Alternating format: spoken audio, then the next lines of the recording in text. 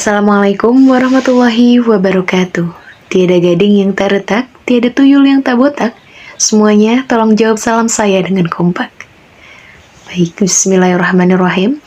Alhamdulillah wa syukrillah wa bihi nasta'in ala umuri dunia waddin. Wassalatu wassalamu ala asrafil anbiya'i wal mursalin wa ala alihi wa sahbihi ajmain, amma ba'du.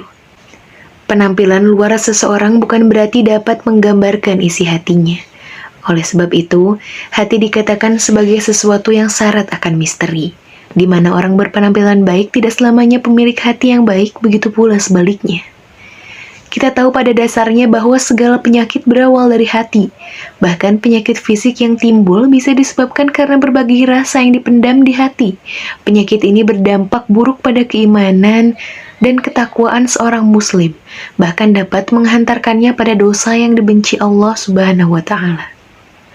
Penyakit hati yang dimaksud bukan penyakit liver, hepatitis, dan lain sebagainya, tetapi lebih kepada sakit spiritual, emosional. Artinya, jika seseorang mengidap penyakit ini, maka keadaan tersebut akan terjawantah pada perilaku atau akhlak tercela. Dasarnya adalah sabda Nabi Muhammad SAW. Ketahuilah, di dalam tubuh manusia ada segumpal daging. Apabila segumpal daging itu baik, baiklah tubuh seluruhnya. Dan apabila daging itu rusak, rusaklah tubuh seluruhnya. Ketahuilah olehmu bahwa segumpal daging itu adalah kalbu. Hadis riwayat Bukhari. Penyakit hati yang perlu kita waspadai yaitu cinta dunia. Penyakit hati dalam bentuk cinta dunia dilakukan dengan menganggap harta, benda adalah segalanya. Keadaan ini lahir dari kurangnya iman sehingga ia menganggap bahwa dunia adalah tujuan akhir dari kehidupan. Karenanya kesenangan dunia adalah hal yang diperjuangkan dan akhirat menjadi lalai terlupakan. Sebagaimana sabda Nabi Muhammad SAW, akan datang suatu masa umat lain akan memperebutkan kamu ibarat orang-orang lapar memperebutkan makanan dalam hidangan. Kemudian sahabat bertanya, apakah lantaran pada waktu itu jumlah kami hanya sedikit, wahai Rasulullah? Dijawab oleh beliau, bukan. Bahkan, sesungguhnya jumlah kamu pada waktu itu banyak. Tetapi, kualitas kamu ibarat buih yang terapung-apung di atas laut dan di dalam jiwamu tertanam kelemahan jiwa. Sahabat kemudian bertanya kembali, apa yang dimaksud kelemahan jiwa ya Rasulullah? Beliau menjawab, cinta dunia dan takut mati. Hadis riwayat Abu Daud. Cinta dunia dapat membuat seseorang lalai pada Allah Subhanahu wa Ta'ala, menganggap remeh ibadah dan syariat-syariat Islam. Hal ini disebabkan cinta dunia merupakan pangkal dari penyakit-penyakit hati lainnya, seperti sifat rakus, tamak, bangga, angkuh, sombong, dan lain sebagainya. Lalu sifat iri dengki dan hasad. Sifat ini merupakan penyakit emosional yang harus diwaspadai. Bagaimanapun juga, orang yang punya sifat ini selalu memandang bahwa yang dimiliki orang lain lebih baik dan menarik dari apa yang dimilikinya. Akibatnya bukan bersyukur, ia malah mengeluh dan berpandang negatif pada orang lain. Kemudian, sifat sombong dan membanggakan diri.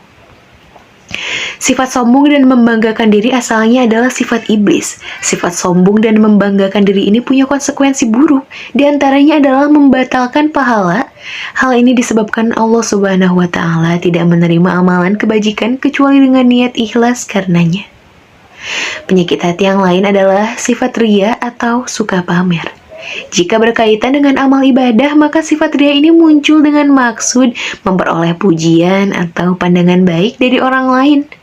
Ria disebut syirik kecil karena menyalahi tujuan ibadah yang harusnya dilakukan mengharap ridho Allah Subhanahu wa Ta'ala.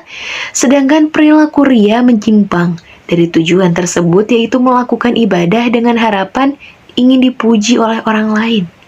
Pentingnya menjaga kebersihan hati, terhindar dari iri dengki, amarah yang selalu menggebu, atau bahkan rasa membenci. Islam meyakini bahwa segala penyakit ada obatnya yang datangnya dari Allah Subhanahu wa Ta'ala, begitu pula dengan penyakit hati. Adapun amalan yang akan menjadi obat hati kita, tak lain adalah yang pertama, banyak membaca Al-Quran dan maknanya. Al-Quran adalah kitab suci agama Islam yang di dalamnya memuat firman Allah Subhanahu wa Ta'ala. Selain itu, Al-Quran disebut sebagai pedoman hidup manusia. Amalan yang kedua adalah mendirikan sholat malam. Sholat malam seperti halnya sholat tahajud memiliki banyak manfaat. Selain dapat mendekatkan diri kepada Allah Subhanahu wa Ta'ala, melalui doa yang dipanjatkan dapat membuat ketenangan bagi siapapun yang melaksanakan. Amalan ketiga yakni berkumpul dengan orang solih. Jika ingin menjadi orang baik, bertemanlah dengan orang-orang baik. Begitu pula jika ingin menjadi orang solih, berkumpullah dengan mereka yang solih dan solihah. Amalan keempat yakni perbanyak puasa. Berpuasa adalah salah satu ibadah yang dianjurkan dalam Islam. Selain menahan lapar, haus, dan hawa nafsu, puasa juga bisa menghindari seseorang dari perbuatan tercela. Ada puasa wajib di bulan Ramadan, serta yang hukumnya sunnah seperti puasa Senin Kamis, puasa Arafah, puasa Asyura, dan lain sebagainya. Kemudian amalan terakhir yang akan menjadi obat hati bagi kita, yaitu memperbanyak zikir di malam hari. Zikir yaitu mengingat Allah Subhanahu wa Ta'ala dengan tujuan mendekatkan diri kepadanya. Perintah berzikir terdapat dalam Al-Quran surat Al-Ahzab ayat 41, yang artinya, hai orang-orang beriman, berzikirlah menyebut nama Allah, zikir yang sebanyak-banyaknya. Duduk sendiri tanpa kekasih, cukup sekian dan terima kasih. Semoga kita semua bisa menerapkan amalan-amalan tadi untuk dijadikan obat hati. Wassalamualaikum warahmatullahi wabarakatuh.